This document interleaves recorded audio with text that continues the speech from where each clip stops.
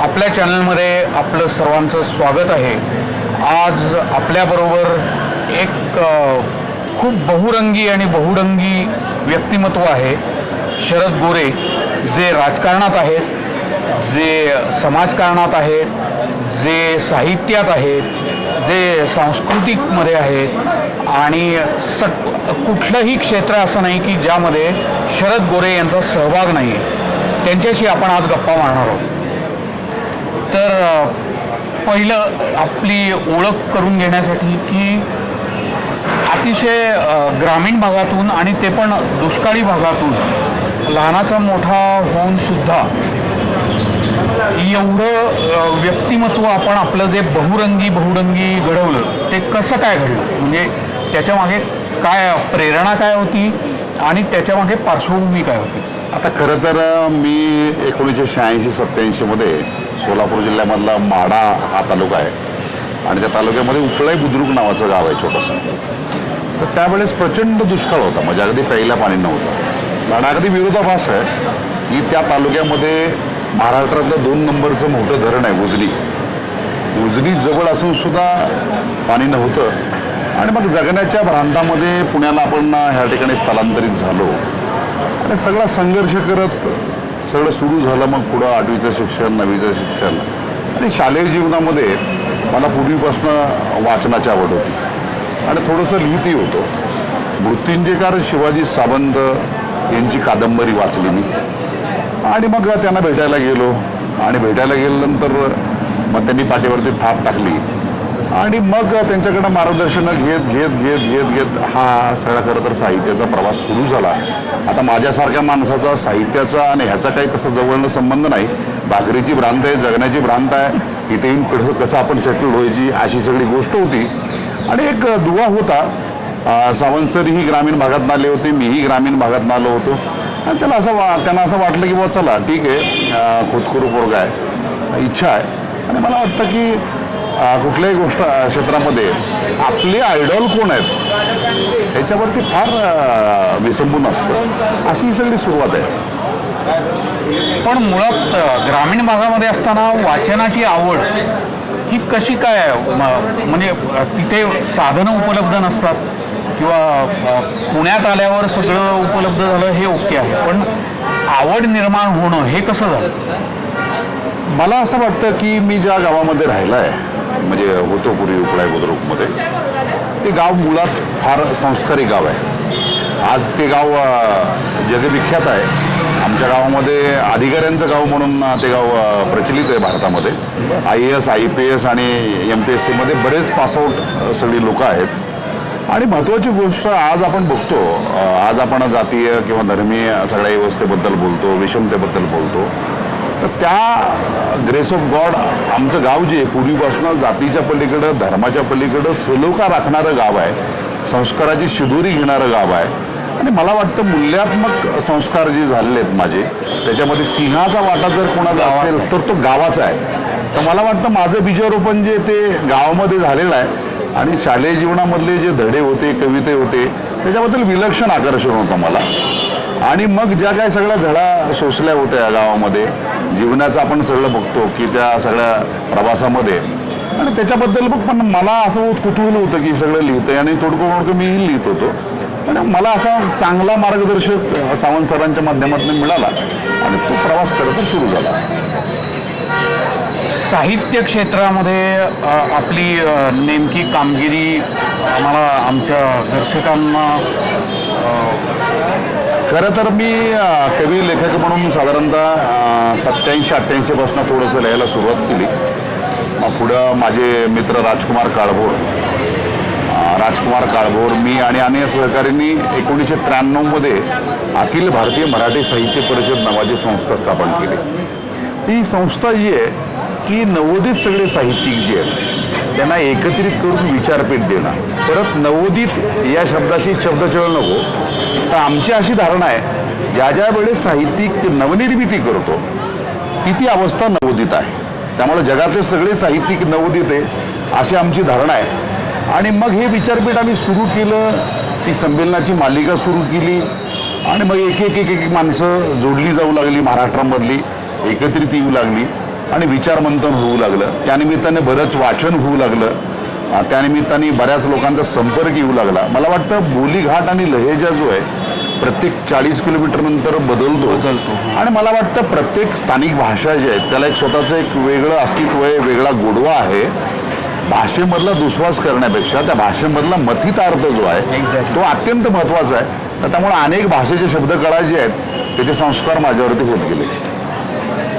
आपण अनेक महाराष्ट्राला मोठी परंपरा विचारवंतांची आहे, संतांची आहे आणि समाज हा म्हणजे भारताचा समाज हा महाराष्ट्राने घडवला असे विचारवंत सगळे भारतात निर्माण झाले.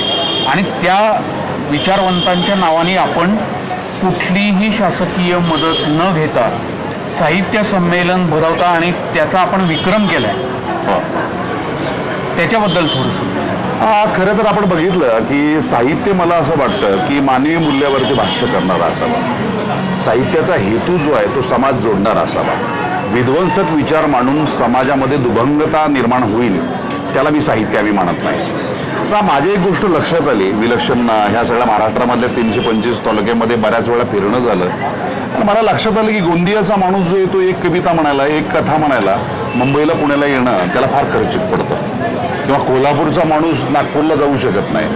मला वाटतं प्रादेशिक समतोल आपल्याला ह्या साहित्य संमेलनाच्या निमित्ताने साधता येईल का म्हणून आम्ही एक संमेलनाची मालिका सुरू केली. अखिल भारतीय नवोदित मराठी साहित्य संमेलन साधारणतः आता हे 31वं वर्ष आहे. ती 31 साहित्य संमेलन झाली. छत्रपती शिवाजी महाराज यांचा सामाजिक दृष्टिकोन जो आहे, जो सामाजिक दृष्टिकोन लोकांसमोर गेला पाहिजे. छत्रपती शिवाजी महाराज सोयीच्या पद्धतीने लोक वाटतात. ते डाव्या बाजूचे असतील, ते उजव्या बाजूचे असतील. मला वाटतं की या चौकटीमध्ये कुठला युगपुरुष कुणी अडकू नये. युगपुरुष जातीचा, धर्माचा कुठल्या पक्षाचा नसतो. युगपुरुष हा वैश्विक असतो आणि मग त्यांची खरी विचारधारा जी आहे ती लोकांपर्यंत पोहोचली पाहिजे. आणि मग त्या नावाचं जे साहित्य संमेलन आहे ते सुरू केलं. ते 6 साहित्य संमेलन झालेत. छत्रपती संभाजी महाराज जे आहेत ते बहुभाषिक होते, 18 भाषेमध्ये पारंगत होते. त्यांनी 4 ग्रंथाची निर्मिती केली. बुद्धभूषण असेल, नायिकाभेद असेल, नक्षिक असेल, सातशतक असेल. तर या साहित्यिक संभाजी महाराज यांचा पैलू जो आहे तो खरं तर जगासमोर आला नाही. बरोबर. आणि मग त्यांच्या नावाने एक साहित्य संमेलन सुरू केलं. ते 16वं साहित्य संमेलन आहे. त्याचबरोबरीने डॉक्टर बाबासाहेब आंबेडकरांच्या नावाने साहित्य संमेलन आहे. गदी माडगुळकरांच्या नावाने साहित्य संमेलन आहे. राजमाता जिजाऊंच्या नावाने साहित्य संमेलन आहे. क्रांतीसूर्य महात्मा फुलेंच्या नावाने साहित्य संमेलन आहे. आणि ग्रामीण साहित्य संमेलनाच्या 4 मालिका आहेत. एक उत्तर महाराष्ट्रामध्ये आमचं 11 वर्ष झाले ग्रामीण मराठी साहित्य संमेलन आम्ही भरवतो. नगरला श्रीगोंद्याच्या पट्ट्यामध्ये आमचे अशोक शर्मा म्हणून पदाधिकारी आहेत, त्यांची 21 साहित्य संमेलन झाली. अखिल भारतीय ग्रामीण मराठी साहित्य संमेलन पश्चिम महाराष्ट्राच्या पट्ट्यामध्ये आम्ही घेतो, ती 20 साहित्य संमेलन झाली. पालघरच्या पट्ट्यामध्ये ग्रामीण मराठी साहित्य संमेलन घेतो, ती 4 संमेलन झाली. आणि महाराष्ट्राच्या बाहेर आमचं अखिल भारतीय बेळगाव मराठी साहित्य संमेलन दरवर्षी आम्ही बेळगावमध्ये साजरं करतो. युवा मराठी साहित्य संमेलन आम्ही गोंदिया जिल्ह्यामध्ये घेतो. अगदी गाडगे महाराजांच्या नावाने अमरावतीला साहित्य संमेलन सुरू केलेलं आहे. तर मला वाटतं ही संमेलनाची मालिका जी आहे साधारणतः 179 साहित्य संमेलन जगामध्ये घेणारी माझी अखिल भारतीय मराठी साहित्य परिषद ही एकमेव संस्था आहे. आता आम्ही मानतो की शासनाची मदत कशाला घ्यायची. तर मला असं वाटतं शासन म्हणजे नेमकं कोण. शासन म्हणजे आपल्या करामधनं जे पैसे येतात त्यामधनं विधायक कामासाठी सरकार वापरतं. बरोबर. आणि मला वाटतं साहित्यिकांनी किमान सरकारचा तरी बोजा होऊ नये. म्हणजे एकीकडे तत्वज्ञान सांगायचं आपण की आम्हाला समाज सुधारवायचा, आम्हाला देश सुधारवायचा, राज्य सुधारवायचं आहे, ग्रेट, आणि जोडी घेऊन सरकारकडे जायचं, आम्हाला पैसे द्या. तर या मताच्या थोडंसं विरोधात आहे मी. मला वाटतं बाल्य अवस्थेमध्ये सरकारकडनं जरूर पैसे घेतले पाहिजे. म्हणजे 12 वर्ष माझ्या संस्थेने पैसे घेतले. 12 वर्ष पैसे घेतल्यानंतर आम्ही स्वतःहून ते पैसे नंतर नाकारले. तर आम्हाला असं वाटतं की लोकाश्रय जो आहे म्हणजे माझ्या साहित्य परिषदेचा विचार खरं जर सशक्त असेल तर लोक मला स्वीकारतील, लोक मला मदत करतील. जर लोकांनी मला स्वीकारलं नाही तर मला पुनर्विचार करण्याची संधी आहे. बरोबर. माझं काहीतरी चुकतंय का, माझ्या संस्थेचं, माझ्या पदाधिकाऱ्याचं काहीतरी चुकतंय का. आणि मला असं वाटतं की आज माझा हा अनुभव, सार्वत्रिक अनुभव जो आहे, एवढी मोठे सगळे उपक्रम, साहित्य संमेलन सहजतेने लोक आम्हाला मदत करतात, सहकार्य करतात. ही लोक चळवळ जोपर्यंत होत नाही तोपर्यंत काही शक्य नाही. पण तुम्ही परदेशामध्ये सुद्धा साहित्य संमेलन घेतले त्याच्याबद्दल पण मॉरिशसला आमचं एक आंतरराष्ट्रीय मराठी साहित्य संमेलन झालं. आमच्या डॉक्टर अलका नाईक यांच्या पुढाकाराने ते साहित्य संमेलन झालं. मला वाटतं साहित्याला सीमा नसतात. तर साहित्यातला विचार जो आहे तो ग्लोबल असतो, वैश्विक असतो. आणि मला पुढे जाऊन मागे आम्ही कर्नाटकमध्ये बिदरला एक साहित्य संमेलनाचा एक प्रयोग केला होता. तो त्रैभाषिक कवी संमेलन आम्ही घेतलं होतं. ते कन्नडमध्ये होतं, त्याच्यानंतर तिथलं तेलुगू होती, मराठी होती. आता पुढे जाऊन आमचा प्रयोग असा आहे, माझ्या डोक्यात अशी संकल्पना आमच्या संस्थेच्या, की आपल्याला बहुभाषिक साहित्य संमेलन घेता येतील का. आता बंगालीमधला समृद्ध विचार जो आहे तो मराठीत आला पाहिजे, मराठीतला बंगालीत गेला पाहिजे, तो कन्नडमध्ये गेला पाहिजे, पंजाबमध्ये गेला पाहिजे.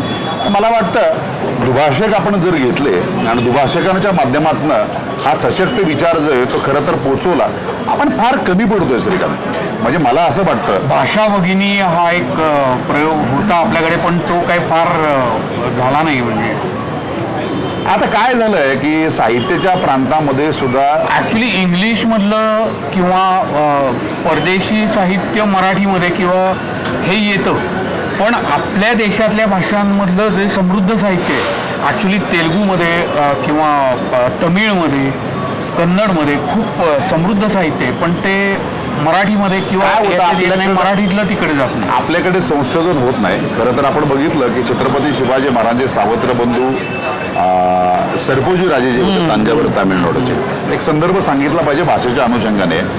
सरपोजी राजे दोन जे आहेत त्यांनी जवळपास 4 भाषेमधली पहिली नाटकं त्यांनी लिहिले. म्हणजे मराठीतलं पहिलं नाटक त्यांनी लिहिलंय, कन्नडमधलं पहिलं नाटक त्यांनी लिहिलंय, तेलुगूमधलं पहिलं नाटक त्यांनी लिहिलंय, तमिळमधलं पहिलं नाटक त्यांनी लिहिलंय. आता जवळपास 6 अधिक भाषेमध्ये 6हून अधिक भाषेमध्ये ते पारंगत होते.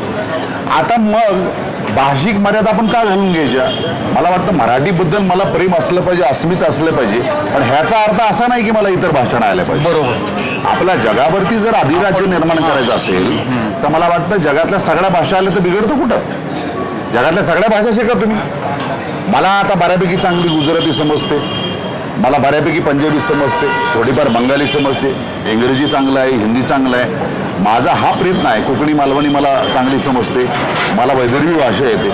मला वाटतं आयडॉल आपले कोण आहेत. आपण काय होतं की आपल्या सोयीच्या दृष्टिकोनातून आयडॉल घेतो. छत्रपती शिवाजी राजेंना 6 भाषा येत होत्या, जिजाऊंना 6 भाषा येत होत्या. संदर्भ आहे कुठे? हो, संदर्भ माझ्या वाचनात नाही आला. हो आहे, संदर्भ आहेत, संदर्भ आहेत. तुम्हाला अनेक संदर्भ सापडतील. अगदी शहाजीराजे भोसले जे आहे, शंभू राजांच्या बद्दल माहिती आहे. म्हणजे ते साहित्य आणि साहित्य कृती पण आहेत त्यांच्या, पण महाराज आणि जिजाऊंच्या बद्दल माहिती नव्हती. कसं आहे की आपण जर बघितलं की आपल्या स्वराज्याचा दुसरा भाग आपण जर बघितलं, दाक्षिणात्य मोहीम जी आहे, म्हणजे तांजावरची राजधानी जवळपास 150 वर्ष होती आणि तांजावरचं हे एम्पायर जे अगदी कलकत्त्यापर्यंत कटकपर्यंत पोचलं होतं. आता तिकडच्या प्रादेशिक भाषा ज्या आहेत, तमिळ आहे, तेलुगू आहे, कन्नड आहे. शहाजीराजे भोसले महाराज जे आहेत, बँगलोरचे आपण बघितलं की संस्थापक कोण आहेत, शहाजीराजे, शहाजी महाराज. जाणं येणं होतं, तर त्यामुळं नकळतपणे या 4 भाषेशी संबंध आलेला आहे त्यांचा. हिंदी तर पूर्वीपासूनच लोकांना येत होती, मराठी येत होती. ते सरळ सरळ गणित आहेत. म्हणजे अगदी सरस्वती ग्रंथालय जे आहे, जे तंजावर समृद्ध ग्रंथालय आहे ते, मी आपल्या भारतातलं समृद्ध ग्रंथालय आहे. तर तिथं आपण बघितलं की त्या काळातलं समृद्ध ग्रंथालय मानलं जातं. तर अगदी बघितलं की शिवाजी राजांच्या इतिहासामध्ये आपण बघितलं, परमानंद नावाचे कवी होते आणि परमानंदाने रोजिनीशी लिहिलेश शिवभारत नावाचे 3 खंड आहेत आणि त्या खंडामध्ये बरेच सगळे संदर्भ आहेत. आणि त्याहून अनेक आपण जर बघितलं की बुद्धभूषण ह्या ग्रंथामध्ये संभाजी महाराज काय म्हणतात. आता हा ग्रंथ मी मराठीत अनुवाद केलाय. तर संभाजीराजे असं म्हणतात की ज्या राज्यामध्ये विचारवंतांना आणि साहित्यिकांना किंमत नसते ते राज्य जे ते रसातळाला जातं. मग आता मागचे काही संदर्भ आपण बघितलं, गौरी लंकेशचे आणि हे सगळे संदर्भ. पुन्हा राजकारणात जायचं नाही, हा राजकारणाचा विषय नाही. मला असं वाटतं आपण बोलणार आहोत, पण ते नंतर बोलणार. तर मला असं वाटतं की विचारवंत हा कुठल्या जातीचा नसतो, हा कुठल्या धर्माचा नसतो, कुठल्या प्रांताचा नसतो. विचारवंत हा नेहमी विरोधकाची भूमिका बजावतो आणि विरोधकाची भूमिका बजावणारा विचारवंत जोपर्यंत आहे तोपर्यंत समाजसर्जक आहे. जर विचारवंत सत्ताधाऱ्याची बाजू घेऊ लागला तर तो विकला गेलाय, असं म्हणायला हरकत नाही. आणि असा साधारणतः इतिहास आहे. आता बुधभूषणचा विषय आपण काढला आता बुधभूषणचं आपण मराठीमध्ये स्वैर एक अनुवाद केला आहे. तर त्या बुधभूषणबद्दल थोडंसं आमच्या दर्शकांना ओळख करून द्या, म्हणजे की संभाजी महाराजांची प्रतिभा काय होती आणि त्यांनी काय लिहिलं आणि तुम्हाला ते अनुवाद करायची प्रेरणा कशी मिळाली. खरं तर छत्रपती संभाजी महाराजांनी वयाच्या 14व्या वर्षी बुधभूषण हा संस्कृतमधला ग्रंथ लिहिला. तर अगोदर 3 संशोधकांनी हा ग्रंथ अनुवादित केला होता. त्यामध्ये आपण बघितलं की रा कदम सर होते, त्यांनी अनुवाद केला होता. त्यानंतर डॉक्टर प्रभाकर ताकोले यांनी अनुवादित केलं आणि संपादक शैलजाताई मोळक यांनी अनुवादित केलेलं ग्रंथ, हे सगळे ग्रंथ मी वाचले. आणि पूर्वीपासून छत्रपती संभाजी महाराज हा माझा प्रेरणेचा विषय राहिलेला आहे, स्वाभिमानाचा विषय राहिलेला आहे. आणि हे सगळे ग्रंथ मी बुधभूषण वाचले, त्यातले श्लोक वाचले. साधारणतः 883 कवणं या ग्रंथामध्ये आहेत.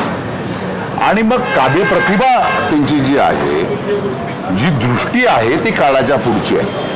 आणि ही वाचल्यानंतर मला असं वाटलं की ही सोप्या सुलभ भाषेत जर आपलं मराठीत आणता आलं, काव्य स्वरूपात आणता आलं, तर ते लोकांपर्यंत पोहोचेल, लहान माणसांपासून थोरांपर्यंत पोहोचेल.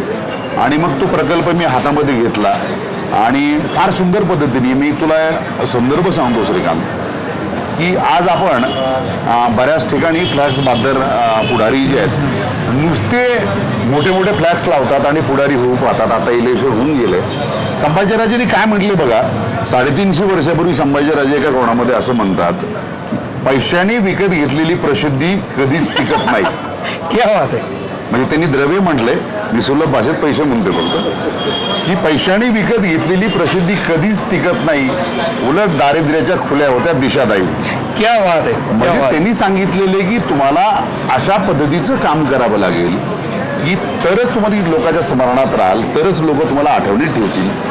राज्यकर्त्यांबद्दल भाष्य करताना 2 संदर्भ अतिशय सुंदर दिलेत संभाजी महाराजांनी. संभाजी महाराज काय म्हणतात, जे बी राज्य करते त्यांनी 2 गोष्टीची दक्षता घेतली पाहिजे. एक जी गोष्ट आहे, तुमच्या राज्यामध्ये जो पाऊस पडतो तो पाऊस साठवला पाहिजे. क्या पाण्याचा साठा जो आहे, म्हणजे त्या काळात त्यांनी खरं तर आपण छत्रपती शिवाजी महाराज हे जलतज्ञ होते, याचा फार उहापोह झाला नाही. म्हणजे खेरेबारे नावाचं गाव आजचं खेड शिवापूर जे आहे पुण्यामधलं, इथं पहिला त्या शिवगंगा नदीवरती बंधारा शिवाजी महाराजांनी बांधला. त्या काळात आपण शिवकालीन बंधारे प्रसिद्ध होते. पाणी आडवा पाणी जिरवा ही संकल्पना छत्रपती शिवाजी महाराजांची आहे आणि त्याचा प्रचार आणि प्रसार पुढं महात्मा फुलेंनी देशभर केलेला आहे. मग आता याबद्दल महाराज संभाजी महाराज काय म्हणले की पाण्याची काळजी घेतली पाहिजे, पाणी अडवलं पाहिजे, पाणी जिरवलं पाहिजे. दुसरा संदर्भ काय सांगितलाय की तुम्ही महसुलामधनं येणारा पैसा जो आहे सरकारी तिजोरीमध्ये, तो योग्य ठिकाणी वापरला पाहिजे. त्याचा अपव्यय जर केला तुम्ही तर तुमच्या तिजोरीमध्ये खडखडाट होईल आणि तुमचं राज्य भिकारी होईल. आता ह्या दोन्ही गोष्टी सध्याच्या राज्यकर्त्यांना लागू होतात. मग ते अलीकडचे असतील ना तर पलीकडचे असतील. पाण्याची भीषण अवस्था पण बघतो काय आहे. आपल्याकडे 150, 200, 300 मिलीमीटर पाऊस पडतो. आता कोकणातली काही अनेक गावं सांगता येतील. मग प्यायला पाणी असतं का उन्हाळ्यात? नाही, दूरवर जावं लागतं ना. तर मला असं वाटतं की हे युगपुरुष जे आहेत त्यांनी मांडलेले विचार जे आहेत ते आम्ही आचरणात आणत नाही ना. आता राजकारणाबद्दल भाष्य करताना कोकणातली परिस्थिती तुम्ही जी बोलताय त्याला भौगोलिक कारण पण आहे, कारण तिथे पाणी जमिनीत मुरतच नाही ना, ते सगळं वाहून जातं आणि खाली खडक असल्यामुळे ते मुरत नाही. पण मुख्य मुद्दा हा आहे की त्या काळामध्ये म्हणजे 350-400 वर्षापूर्वी महाराजांनी आणि संभाजी महाराजांनी पाणी जिरवा आणि ही संकल्पना आणली होती. हे फार महत्त्वाचं. त्याच्यामध्ये आणखी महाराज असं म्हणाले होते, महाराज धर्माची व्याख्या करताना त्यांनी काय केलेले आहे की धर्म असावा समानता देणारा आणि धर्म असावा साऱ्या विश्वाला सामावून घेणारा. क्या बात. माझा धर्म जो आहे तो वैश्विक आहे, त्याला कुठल्याही प्रकारचे भेदाभेद मान्य नाही, अशा प्रकारचं भाष्य केलंय. आता धर्माचं आपण तुष्टीकरण करणारी माणसं मग इकडची असतील आणि तिकडची असतील, आपण त्यांना काय करायचं आहे, सत्तेसाठी महाराज वापरायचे संभाजी महाराज, मला वाटतं हे चुकीचं आहे. त्यांना त्या चौकटीत अडकू नका. मला असं वाटतं त्यांनी मांडलेले अलौकिक विचार जे आहेत हे विचार जर आम्ही अंगीकारले तर इथले जातीय दंगे संपतील, इथले समूळ सगळे प्रश्न जे आहेत ते सुटतील. निरीक्षण किती सुंदर असतात सांगतो मी. त्यांचं संभाजीराजेंचं निरीक्षण त्यांनी शालबिलेच्या वृक्षावरती काव्य केलेलं आहे आणि बाभळीवरतीही काव्य केलेलं आहे. आता बाभळीचा संदर्भ त्यांनी सांगताना असं म्हटलेलं आहे की बाभळीला आपण नॉर्मली काय म्हणतो की बाभळ काय कामाची नाही की वगैरे आहे बघ. नाही, आता आमच्याकडे ग्रामीण भागात येडी बाबळ म्हणतात त्याला. आता महाराजांचा दृष्टिकोन बघा कसं सकारात्मक आहे. महाराज असं म्हणतात हे बाबळे की तुला वाटत असेल की तुझा काही उपयोग नाही तर तू निराश होऊ नको म्हणे. तर जगात सगळी जी पानं फुलं आहेत ही फुलण्याचं श्रेय आणि फळं मिळण्याचं श्रेय तुला जातं. कारण रोपटं जे लहान असतं त्या रोपट्याला तुझ्याच फांदीचं कुंपण होतं आणि ते संरक्षण करतं. मला वाटतं ही विलक्षण त्यांची प्रतिभा जी आहे त्या प्रतिभेवरती भाष्य केलं पाहिजे. त्यांचं एक निरीक्षण आहे कोकणामधलं. आता मागाशी कोकणाचा विषय निघाला म्हणून सांगतो. एका काव्यामध्ये त्यांनी निरीक्षण केले महाराजांनी. महाराज एक भाताच्या शेतीमध्ये गेले होते. संभाजी महाराज आणि मग संभाजी महाराजांनी पाहिलं तिथं एक पोपट होतं. तो पोपट भाताच्या त्या ह्याच्या लोंबीवरती आला, भात टिपायला लागला. टिपता टिपता त्या पोपटाचं लक्ष नारळाच्या झाडाकडे गेलं. मग तो नारळाच्या झाडावर चढला, बसला तिथं आणि त्याला म्हटलं अरे ही बारकी बारकी लोंबी खाण्यापेक्षा इथं फार मोठं फळ आहे. आणि मग तो टोचा मारायला लागला त्या फळाला. तर त्याची चोच जी ती कामात नाही गेली. तर हा लोभ जो आहे अशा प्रकारचा लोभ राजकारण्याला झालेला आहे. मला वाटतं कुठेतरी थांबायला शिकलं पाहिजे. तर ही सगळी मुलं जी आहेत महाराजांच्या या ग्रंथामध्ये इतकं सुंदर मांडलंय. त्यांनी कुंभाराबद्दल भाष्य करताना म्हणजे मातीबद्दल भाष्य करताना त्यांनी केलंय.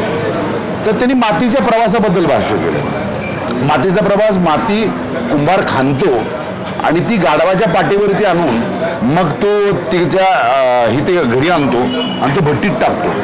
मग महाराज असं म्हणतात संभाजी महाराज की हा गाढवाच्या पाठीवरती टाकल्यानंतर मला फार वाईट वाटलं म्हणले तुझ्याबद्दल की तुझ्यापासनं माती म्हणली की तुझ्यापासनं घडा होतो, पाणी गार मिळतं आम्हाला आणि भांडे होतात बरं का, चुली होतात आणि मग पायदडी त्यावेळेस कुंभार तुला तुडवतो की नाही.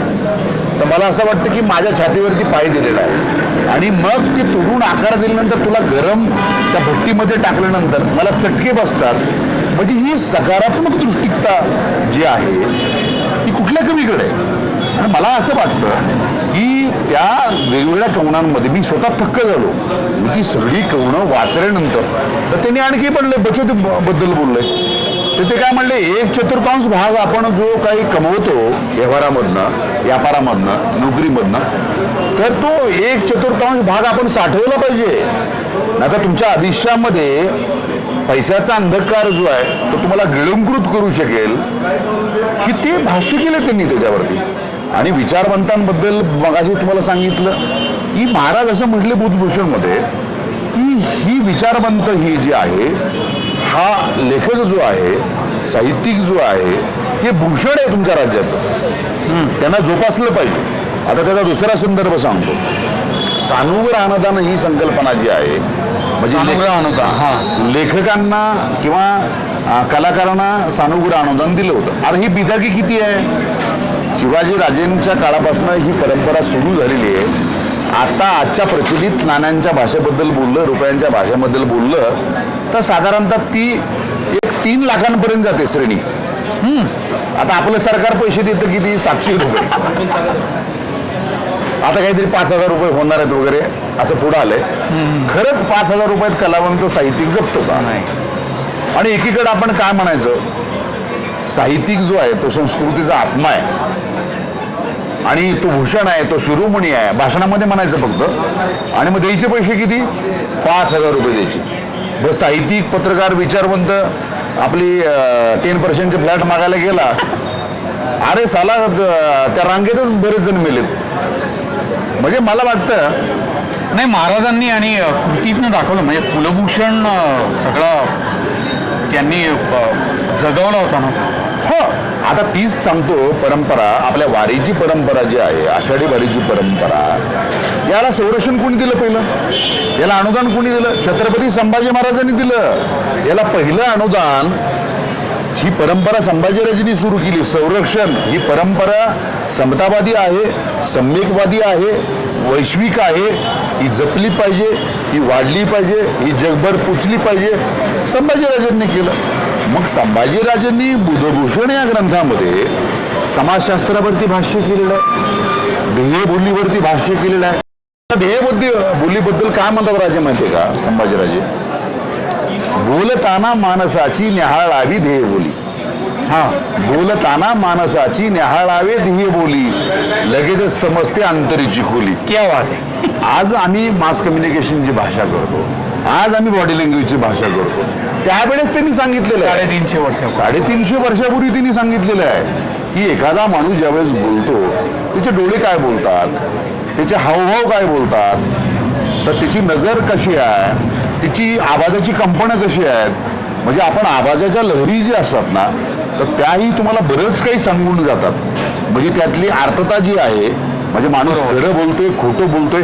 ज्यावेळेस माणूस एखादी गोष्ट खोटी बोलतो ना, तर त्याच्यामध्ये कंपन्या येतात. मग या सगळ्या बऱ्याच डिटेलच्या गोष्टी जी आहेत ते संभाजीराजांनी त्या ग्रंथामध्ये मांडलेल्या आहेत. आणि अगदी आपण बघतो मानवी संसाधन हे खातं जे आहे, त्या खात्याचे जनक संभाजी महाराज आहेत.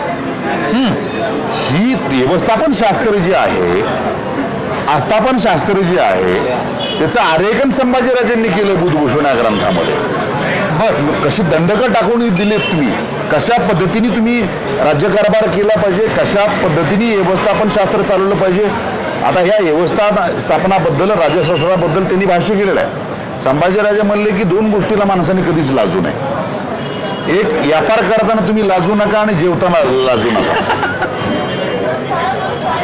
लाजला तर तुम्ही जगू शकत नाही. मग याचं भाष्य केलं त्यांनी. बरं, आता हिनी काय नीतिमूल्यावरती भाष्य केलं. हे जे संभाजीराजे असं म्हणतात की माणूस जो आहे तो सहस्त्र पैलू असले पाहिजेत त्याला. मगाशी तू प्रश्न विचारलास की बाबा मी साहित्य करतो, व्यक्तिमत्व कसं काय घडलं. आता अष्टपैलू मला वाटतं आउटडेटेड झालं. अष्टाच्या पलीकडे आहे. हा, मला वाटतं सहस्त्र पैलू झाले पाहिजेत. मग आपले आयडॉल संभाजीराजे असतील, शिवाजीराजे असतील, आजच्या या वैश्विकरणाच्या कचाट्यामध्ये मराठी माणूस जो आहे, मराठी माणूस हा सहस्त्र पैलू झाला पाहिजे. तो संगीतात निष्णात असला पाहिजे, तो कलेत निष्णात असला पाहिजे, तो साहित्यात असला पाहिजे.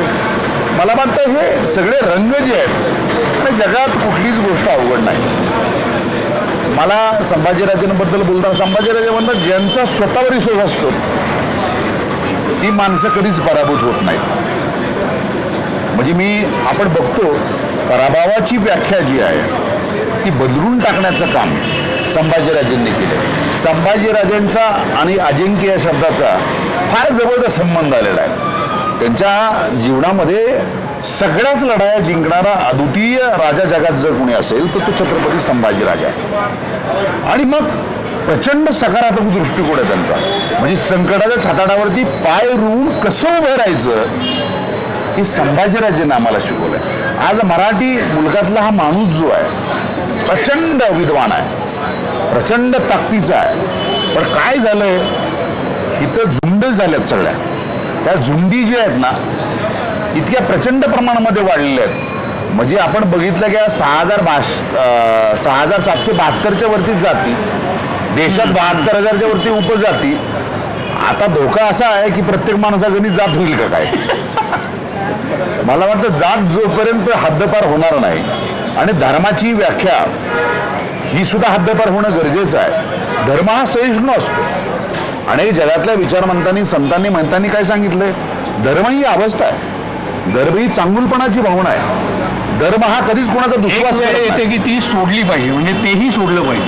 धर्म हा दुसऱ्या लोकांचा दुश्वास शिकवत नाही तुम्हाला, अजिबात नाही. बरोबर. धर्म ही सामावून घेणारी अथांग समुद्रासारखी विशाल अशी भावना आहे की त्यामध्ये येणारा प्रत्येक माणूस निर्मळ होईल. जर एखादा माणूस विचाराने दूषित असेल तर त्याला शुद्ध करण्याचं काम वैचारिक दृष्टिकोनात. धर्म आणि अध्यात्म म्हणजे धर्माच्या पलीकडे अध्यात्म आहे. आणि अध्यात्म हे सगळ्या मानवजातीसाठी एकच आहे. तर त्या दृष्टीने गेलं पाहिजे. बरं, आपण आता याच्यावर येऊया. आता तुम्ही सिनेमा आणि सिनेमाचं लेखन, दिग्दर्शन, गीतलेखन अभिनय, संगीत आहे. हे सगळं तुम्ही म्हणजे 9 प्रकारचे त्याच्यामध्ये काम करण्याचा विक्रम पण तुमच्या नावावर आहे. त्याच्याबद्दल थोडंसं मी आता मुळात म्हणजे त्या ह्याच्यात आलात कसे? मला असं वाटतं की अभिव्यक्त होण्याच्या आता प्रारूप जी आहेत ती सगळी बदललेत. जागतिकीकरणामध्ये जग हे डिजिटल होत आहे आणि डिजिटलच्या युगामध्ये आपण अपडेट नाही झालो, आपण अपग्रेड नाही झालो तर आउटडेटेड होईल. तर आता पूर्वी मी लिहित होतो, आपण बोलत होतो.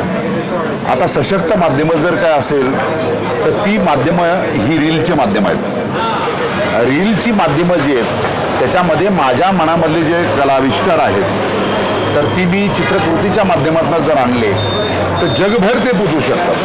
प्रत्येक माणूस हा साहित्य वाचेल त्याची शाश्वती देणं फार अवघड आहे. जगामध्ये आज बघितलं आपण ई बुक आलेले आहेत, ऑडिओ बुक आलेले आहेत, व्हिडिओ बुक आलेले आहेत. तर मला असं वाटतं की काळाच्या ओघाबरोबर आपली अभिव्यक्त होण्याची माध्यमं जी आहेत त्याच्याशी आपण सुसंगत करून घेतलं पाहिजे. तर म्हणून मग मी सांगीतिक भाषा असेल, ती कलेची भाषा असेल, तर या सगळ्या भाषेमध्ये एकरूप होऊन मग आपला कॅनव्हास जो आहे तो थोडा आणखी प्रचंड व्यापक केला पाहिजे या दृष्टिकोनातनं मी काम केलं. 5 सिनेमा मी लेखक दिग्दर्शक म्हणून केले, अभिनेते म्हणून मी 3 सिनेमे केले आणि संगीतकार म्हणून 6 सिनेमे केलेत. मला असं वाटतं की कुठलंही क्षेत्र कुठल्याही माणसाला वर्जन असतं आणि ते नसावं. आपण मला असं वाटतं की आपलं आयकॉन जर मोठे असलं ना तर मग आपला गोल, आपलं ध्येय हे मोठं असतं. आणि मला असं वाटतं की नेहमी ज्यांना यशाची खात्री असते ना त्यांना अपयशाची भीती नसते. बरोबर. आणि मग माझे आयडॉल जर छत्रपती संभाजीराजे आहेत तर मीही थोडं सकारात्मक मी छत्रपती संभाजीराजांवरती बहुभाषिक चित्रपट एक करणार होतात, त्याचं काय? खरं तर बरं झालं विषय निघाला की संभाजीराजेंचा हा बुधभूषण ग्रंथ मी मराठीत केलेला आहे. तो हिंदीत बी झाला आहे माझा, आता अंतिम टप्प्यात आहे तो. शेवटचा हात मी फिरवतोय, नंतर पुढच्या काळात इंग्रजीमध्ये बी आणणार आहे. खरं तर चरित्राबद्दल फार चिड येते ज्यावेळेस युगनायकांचे पिक्चर येतात. तर हे लेखक दिग्दर्शक जे आहे सिनेमॅटिक लिबर्टरी म्हणून काय करतात तर इतिहासाची तोडमोड करतात, इतिहासाचा विपर्यास करतात. तर मला असं वाटतं की इतिहास जो आहे, ताम्रपत्र, शिलालेख याची कुठेही संदर्भ असले पाहिजेत. तर मला असं वाटतं की या डायमेन्शनचे छत्रपती संभाजीराजे जे आहेत तर खरं तर जागतिक पटलावरती यावी अशी माझी इच्छा आहे. त्यावरती माझं काम सुरू आहे आणि येणाऱ्या नजीकच्या काळामध्ये 100% माझा विश्वास आहे की छत्रपती संभाजीराजांचा हा जागतिक दर्जाचा वेगळ्या धाटणीतला चित्रपट जो आहे तो चित्रपट आला पाहिजे की ज्या संभाजीराजांनी सिंह फाडला होता.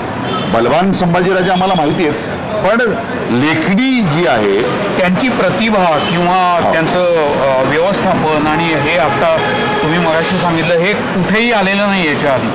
मग हे समाजासमोर येणं खरं तर मी गेले अनेक वर्ष मागणी करतोय राज्य सरकारला. मी असं सरकारला गेले अनेक वर्ष सुचवतोय साहित्य परिषदेच्या माध्यमातून की अकॅडमिक जर आपला संभाजीराजे जगभर पोचवायचे असतील. खरं तर एका मागणीला आम्हाला खरं तर यश आलं. 1 वर्षापूर्वी महाराष्ट्र शासनाने युगो पुरुषाच्या यादीमध्ये संभाजीराजांना मागच्या वर्षी घेतले. आता या अगोदरच्या सगळ्या सरकारने पुनर्विचार केला पाहिजे की एवढे वर्ष आम्हाला महापुरुषांच्या यादीमध्ये संभाजीराजांना घ्यायला लागले तर आम्हाला खरंच नैतिक अधिकार आहे का त्यांचं नाव घेण्याचा. आता दुसरा मुद्दा या अनुषंगाने सांगतो, केंद्राच्या म्हणजे केंद्र शासनाच्या महापुरुषांच्या यादीत आणखी संभाजीराजे नाहीत, घ्यावेत केंद्र सरकारने. आणि मुंबई विद्यापीठ जे आहे, मुंबई विद्यापीठाला छत्रपती संभाजी महाराजांचं नाव दिलं पाहिजे. आणि छत्रपती संभाजी महाराजांचे हे सगळे ग्रंथ जे आहेत याचा तौलिक आणि मौलिक अभ्यास करण्यासाठी शासनाने काय केलं पाहिजे, शासनाने ग्रंथ समिती स्थापित केली पाहिजे. जगातल्या सगळ्या भाषेमध्ये संभाजी महाराजांचं साहित्य गेलं पाहिजे. जर जगभर हे पोचलं, आज विल्यम शेक्सपियरबद्दल सगळं जग बोलतं, उद्या संभाजीराजेबद्दल लोक बोलतील ना. ह्याच्यामध्ये डिटेलिंग जे आहे, थॉट जो आहे, जिथं जिथं माणूस जन्मलेला आहे तिथं तिथं संभाजीराजेंचा हा वैश्विक विचार जो आहे तो माणसाला नवीन प्रेरणा देतो, नवीन चेतना देतो. आणि प्रत्येक विद्यापीठामध्ये छत्रपती संभाजी महाराजांचा हा तौलिक आणि मौलिक अभ्यास करण्यासाठी आध्यासानं उघडली पाहिजेत. आम्ही मागणी करतोय, या मागणीला खरं तर राज्यकर्त्यांनी राजकारणाच्या पलीकडे जाऊन त्या युवा नायकांना खरं तर एक मानवंदना दिली पाहिजे.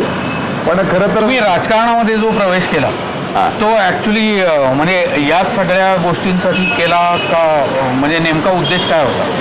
कारण नॉर्मली विचारवंत किंवा साहित्यिक आणि हे राजकारणापासून 2 हात दूर राहतात. अगदी प्रश्न फार चांगला आहे. खरं तर मी सांगतो 2 गोष्टी आहेत. विचारवंत विचार करतो, विचार आवडला समाजसेवक आंदोलन उभं करतो, आणि ते आंदोलन बरं वाटलं तर राज्यकर्ता निर्णय घेतो. मला असं वाटलं अंतिम सत्य काय आहे बाबा, मी विचारवंत तर आहे, मी समाजसेवक म्हणून काम करतोय, पण माझ्या विचाराचं काय होतंय का पुढं? आता मी जसं म्हणालो तर काहीच होताना दिसत नाही. तर मला असं वाटलं की राजकीय क्षेत्र हे आम्हाला काही वर्जन असल्याचं कारण नाही. मग ते चांगलं आहे ना, चांगल्या माणसांनी, चांगल्या विचारवंतांनी, चांगल्या साहित्यिकांनी तिथे यावं आणि घडूळ झालेलं राजकीय क्षेत्र जे आहे ते निर्माण करण्याचं काम विचारवंत करू शकतात ना. त्याला थोडा वेळ लागेल. बरोबर. मला जी माझी मतं मांडायची आहेत ते राजकीय पटलावरती मांडल्यानंतर तर राजकीय पटल हे जे आहे ना ते निर्णय घेऊ शकतो, अंमल करू शकतं. म्हणून मी इथं आलेलो आहे. आणि मला असं वाटतं म्हणजे आपल्याकडे जे प्रावधान आहे खरं तर ह्या प्रावधानाबद्दलही खरं बोललं पाहिजे. डॉक्टर बाबासाहेब आंबेडकरांनी फार सुंदर घटना लिहिली, पण ही घटना सोयीच्या पद्धतीने या देशामध्ये वापरली असा माझा स्पष्ट आरोप आहे. म्हणजे तुम्हाला सांगतो राज्यसभेवरती आणि महाराष्ट्रामधल्या विधान परिषदेवरती, विधान परिषदेच्या 12 जागा आहेत. या जागेची काय तरतूद आहे श्रीकांत? या जागेची तरतूद आहे विविध क्षेत्रातले तज्ज्ञ सगळे आहेत. मग ते कृषीमधले असतील, समाजशास्त्रामधले असतील, बाबा ते वैज्ञानिक क्षेत्रामधले असतील, साहित्यामधले असतील, कलेमधले असतील. पण या राजकारणामधले लोक एवढे कलाकार आहेत बरं. राजकीय पुनर्वसन करण्यासाठी त्या जागा दिल्या राजकीय जातात. पुनर्वसन म्हणून वापरतात. त्यांना जरा सुद्धा लाजा वाटत नाहीत. म्हणजे मी फक्त विद्यमान सरकारबद्दल बोलत नाही, इथून नाही सगळ्यांनी तेच केलंय. हो बरोबर. मग मला असं वाटतं जर चांगला विचारवंत 12 तिथं लोक जर आले, खरं तर ह्या अराजकीय जागा आहेत बरं का, अराजकीय. हो बरोबर. पण ते राजकारणासाठी सर्रास पद्धतीने वापरतात. मग तुम्ही हरताळ फासत नाही का संविधानाला? बाबासाहेबांनी जी घटना लिहिली होती त्याला हरताळ फासत नाही का? तर मला वाटतं सोडून दिलं पाहिजे. त्याच पद्धतीमध्ये राज्यसभेची जागा ती तरतूद बाबासाहेबांनी त्याच पद्धतीत केली होती. मला वाटतं जे विचारवंत आहेत, साहित्यिक आहेत, कलावंत आहेत ते उपेक्षित राहतात. आणि ही आपण बघितलं ही राजकारणामधले काडीमोल किमतीची लोक जी आहेत तिथं तज्ज्ञ म्हणून बसतात. मला वाटतं खरं तर ह्याच्यावरती एखादी PL दाखल केली पाहिजे आणि ही खरं जर सार्वजनिक केलं पाहिजे.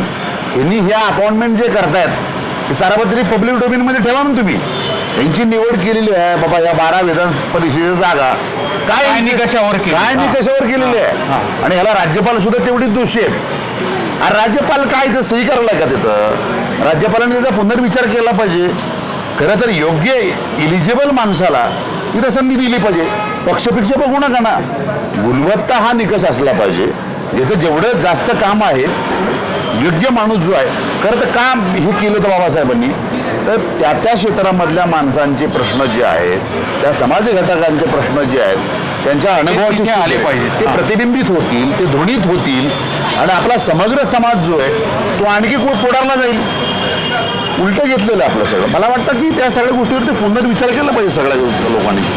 बरं, आता थोडंसं आता राजकीय ह्याच्यावर येऊया की आता तुम्ही राष्ट्रवादी काँग्रेस शरदचंद्र पवार पक्षाचे प्रदेश प्रवक्ते आहात. आता जे काही निवडणुकीचे निकाल लागले याच्यानंतर जरा आपला निर्णय चुकला असं वाटतं? अजिबात नाही. कारण का आमच्या पक्षाला 72 लाखाहून अधिक मतं मिळालेली आहेत. 72 लाख मतं ही काही छोटी गोष्ट नाही. आणि निवडणुकीमध्ये आपण बघितलं हार पराजित ह्या सगळ्या गोष्टी होतात. साधारणतः 10 उमेदवार जे आहेत ती आपण बघितलं की वेगळं ट्रम्पेट नावाचं चिन्ह होतं. त्या चिन्हाचा फटका आम्हाला 10 जागेवरती बसलेला आहे.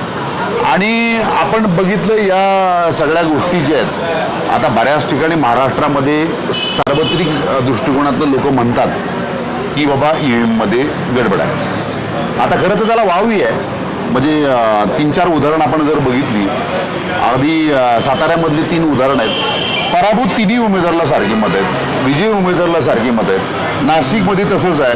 मला वाटतं हा दैवी योगायोग जगाच्या पाठीवरती फक्त महाराष्ट्राचं जागा एक मत तरी कमी जास्त पाहिजे ना.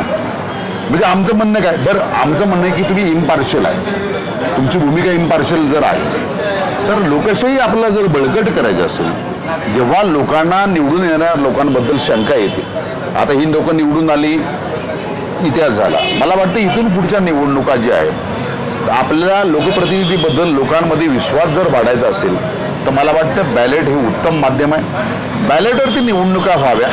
कारण का काय माहिती आहे का, मला किती नाही काय म्हटलं, जे निवडून आले राज्यकर्ते आहेत ना, ते आपले मायबाप आहेत. त्याच्यावर चिखल ओढला जातो की नाही, लोक बोलतात की नाही, लोक प्रश्न उपस्थित करतात की नाही.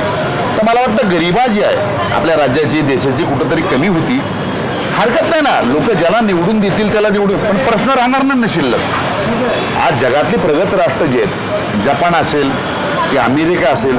नाही, मुळात मुद्दा तुम्ही हा जो काढलेला आहे की बॅलेट पेपर आणि याच्यावरती EVM वरती आपण संशय व्यक्त केला आहे आणि कोर्टात पण जाणार आहोत, सुप्रीम कोर्टामध्ये.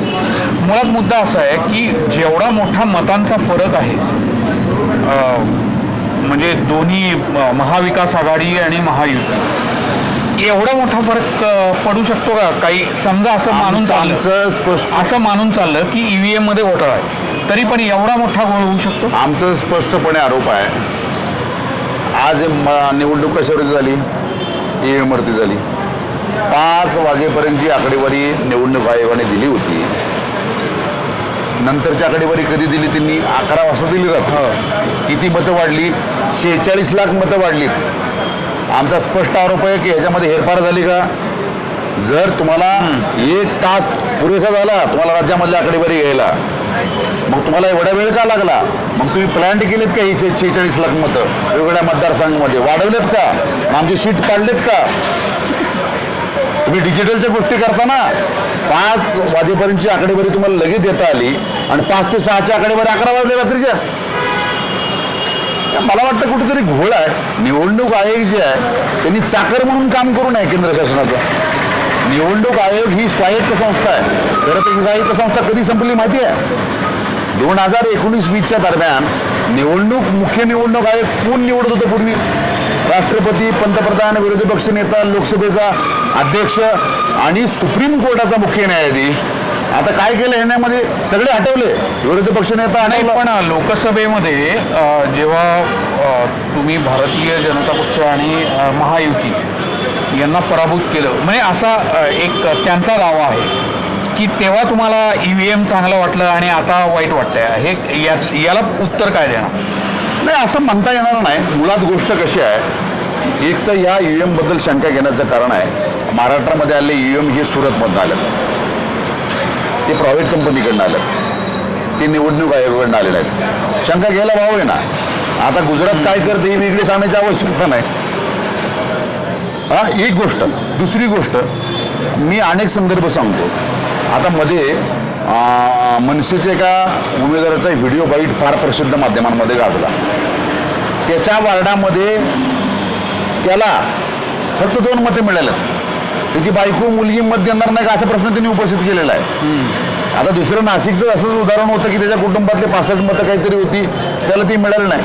संशय यायला जागा आहे ना. अनेक ठिकाणी पडलेली मतं आणि मोजलेली मतं जास्त आहेत. गडबड नाही कशी म्हणता तुम्ही? ही शेवटी काय प्रोग्रॅमिंग केलं EVMला, प्रोग्रॅम सेट केलेला असतो. आता इलॉन मस्क सारखा जगातला टेक्नॉलॉजीचा माणूस म्हणतो की हे हँग होऊ शकतं, हॅक होऊ शकतं. का नाही? पण माझं काय म्हणणं आहे माहिती आहे का, तुम्ही आहे ना महाशक्ती, म्हणतो की नाही भारतीय जनता पार्टी आम्ही महाशक्ती, बरं आम्ही मान्य करायला तयार ना बाबा. आणि तुम्ही बॅलेटवरती निवडणुका घ्या. तुम्ही भाजपला माझी विनंती की तुम्ही बॅलेटवरती निवडणूक घ्या. आज तुम्हाला लोक महाशक्ती म्हणतात की नाही, बॅलेटवर घ्या, आम्ही तुम्हाला सुपर महाशक्ती म्हणतो. काय हरकत आहे? ठीक आहे. मला आता असं म्हणायचं आहे की आता निवडणूक झाली आहे, त्याचा निकाल लागला आहे, तुम्ही सुप्रीम कोर्टामध्ये गेलेला आहात, सर्वोच्च न्यायालय जो काही निकाल द्यायचा तो देईल. पण आत्ता शरदचंद्र पवार पक्षाची जी परिस्थिती झालेली आहे ती आता पुन्हा उभं राहण्यासाठी बरं साहेबांचं वय पण झालेलं आहे, त्यामुळे त्यांच्या फार योगदानाची अपेक्षा तुम्ही ठेवू शकत नाही. आता काय करणार? खरं तर आपण बघितलं की फार काय आमची वाटाघाट झाली नाही हा पहिला प्रश्न. फक्त राजकारणामध्ये संख्याशास्त्र असतं, आम्हाला संख्या काय मिळालेली आहे. हे मगाशीच नमूद केलं की आम्हाला 72 लाखाच्या वरती मतं मिळालेली आहेत. अगदी 11.5% मतं आम्हाला मिळालेली आहेत. 11.5% मतं ही फार मोठी संख्या आहे. फक्त संख्याशास्त्र जे आहे, आमच्या सीट जास्त आले नाहीत, आम्ही त्याच्यावरती काम करू. शेवटी पुनर्वलोकन जे आहे, काम म्हणजे काय करणार मला तेच. कसं आहे, आमचं नेतृत्व जे आहे या देशामध्ये सगळ्यात अनुभवी राजकारणामधलं नेतृत्व माननीय पवारसाहेब आहेत. आणि पवारसाहेब जे आहेत त्यांना जय पराजय सगळ्या गोष्टीच्या पलीकडे गेलेले आहेत. आणि पक्ष जो आहे पवारसाहेबांच्या मार्गदर्शनाने त्यांच्या आदेशाने आमचे प्रदेशाध्यक्ष माननीय जयंतराव पाटील आहेत, सुप्रियाताई आहेत आमच्या राष्ट्रीय कार्याध्यक्ष, ही सगळी मंडळी जी आहेत ही ह्याच्यावरती विचार मंथन करतात. शेवटी कसे बूट टू बूट माणसापर्यंत जायला आम्ही कुठं कमी पडलो का, किंवा आमची जी सगळी योजना होती ती पोचवण्यामध्ये कुठे कमी पडलो का. तर याचं आम्ही काय आत्मपरीक्षण करतोय. आणि मला असं वाटतं की life is process of the learning, nobody is perfect. आम्ही ते शिकतोय परत. आणि मला असं वाटतं की परत आम्ही गरुड भरारी घेऊ. असं काही भाजपनी किंवा युतीने समजण्याचं कारण नाही की आता ते जिंकले म्हणजे ते अजिंक्य आहे. कुणी असं जिंकण्याचं ताम्रपत्र घेऊन येत नाही. तर आम्ही पुन्हा त्यांना धुळीपचार देऊ शकतो. स्थानिक स्वराज्याच्या आता निवडणुका आहेत, महापालिकेच्या निवडणुका आहेत, आणि आम्ही पूर्ण सकारात्मक आहे. आम्ही राखेतनं भरारी घेण्याची ताकद पवारसाहेबांचं नेतृत्व ठेवतं. आणि पवारसाहेबांना वयाचं बंधन नाही. पवारसाहेब आज जरी 84 वर्षे झाले, काल पवारसाहेबांचा वाढदिवस होता, मी खात्रीने सांगतो पवारसाहेब अनेक लोकांना मातीत चालल्याशिवाय राजकारणामधून निवृत्त होणार नाही. आणखी बराच हिशोब चुकता करायचा आहे. आणि त्याच्यामध्ये पवारसाहेबांना मारत असेल आणि साहेब ते नक्की करतील.